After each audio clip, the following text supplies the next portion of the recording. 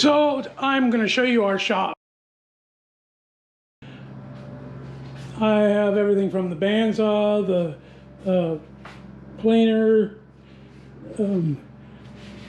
lathe, table saw. As you see, I have a whole slew of things. I got a whole bunch of wood, and I even have my stains, wooden hardeners. I like using Minwax, as you can tell. I have a complete system in here that has that keeps my dust control, and there is my dust bag over in the corner. And as you can see, I even have my wood finishes to show me what color that would be if it was on a particular type of wood.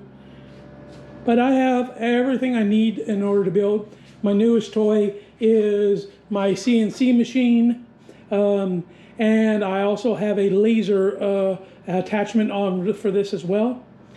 It seems to work really good, and that is it. It is air conditioned and heated. It is, one thing I had to have is my big TV in here because I have to have something while I'm working, and it works really well. I even have computer set up so that I can control the CNC machine or do my projects or whatever that it needs to be. It's a little dusty. I need to clean up a little bit, but that's pretty much it. That's our shop as a whole.